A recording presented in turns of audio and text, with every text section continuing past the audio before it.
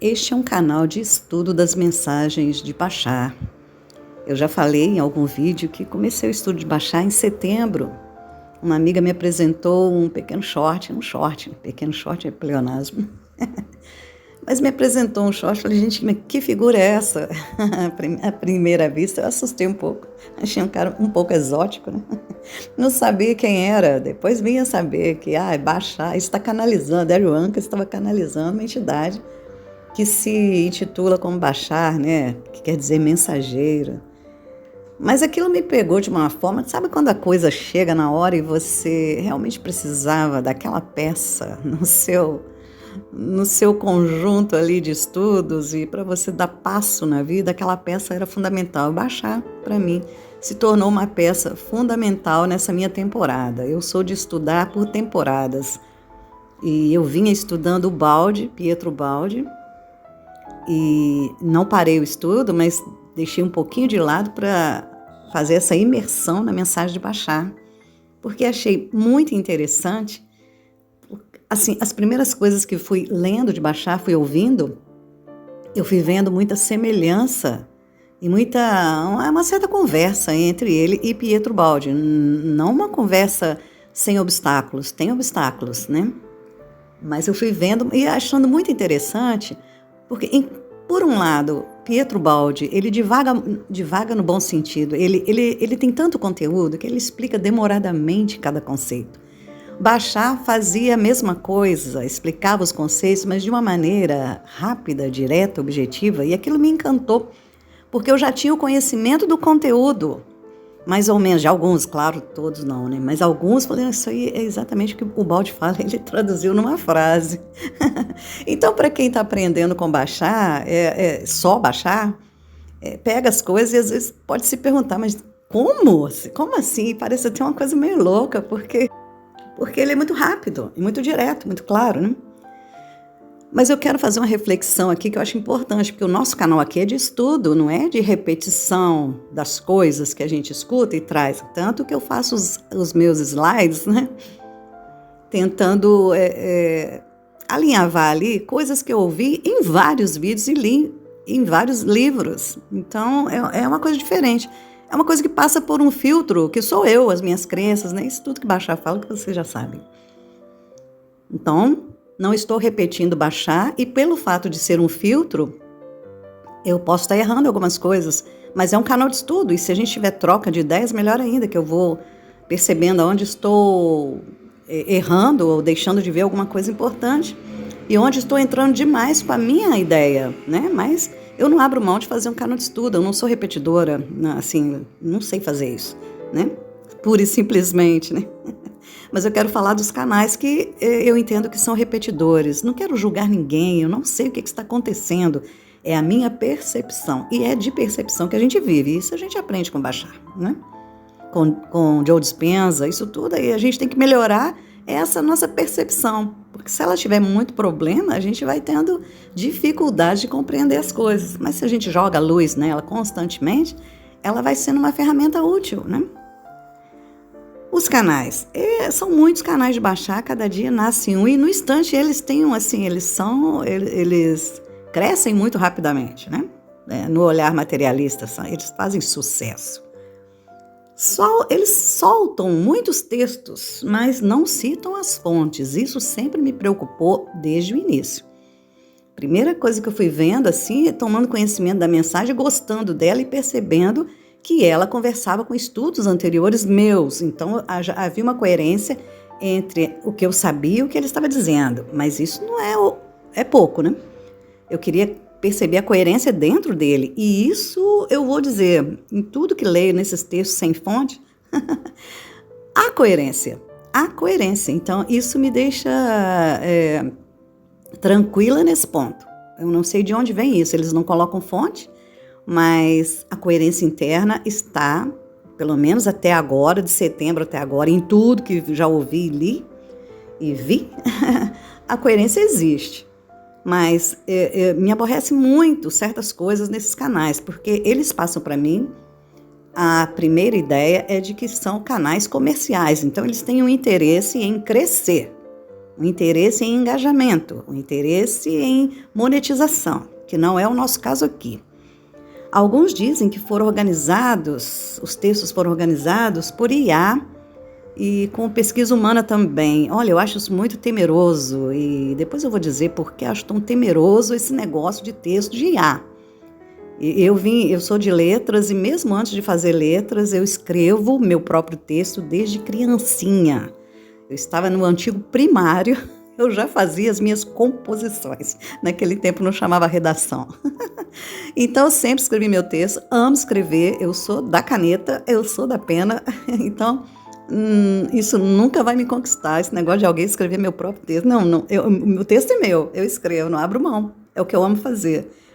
Mas eu entendo que eles são comerciais e querem monetizar, porque, de repente, um canal surge, outro surge. Os nomes também são semelhantes e os conteúdos são idênticos. E o padrão é sempre aquele. São textos lidos sem fonte e com imagens muito bonitas que prendem a gente. Agora, existe um padrão interno ali, que depois vou falar.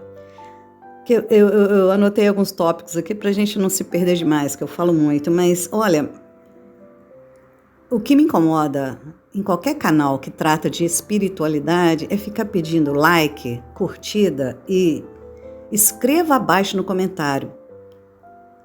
Como se não bastasse isso aí, eu já acho meio chato, porque isso é coisa de canal comercial, né? Vocês vão me ver aqui pedindo like, like, comentário, curtida. Gente, não é por aí. E isso é anti-baixar. Mas vamos lá. Depois disso, eles costumam colocar assim, escreva no comentário apenas essa frase. É porque se você colocar um ponto no comentário, o algoritmo já lê que teve comentário. Então, eles tentam ser muito simpáticos. Escreva, eu não quero julgar as pessoas, não. Às vezes estão fazendo com a maior boa vontade. Mas passa a ideia de ser comercial e eu estou defendendo esse meu ponto de vista. Aí eles colocam assim, escreva não para mim, mas para você. Não para o algoritmo, mas para você. Olha, uma vez eu vi uma menina tirando carta de tarô e ela fala com as pessoas assim, pega o seu caderninho e anote lá. Olha, eu achei super simpático da parte dela e muito honesto.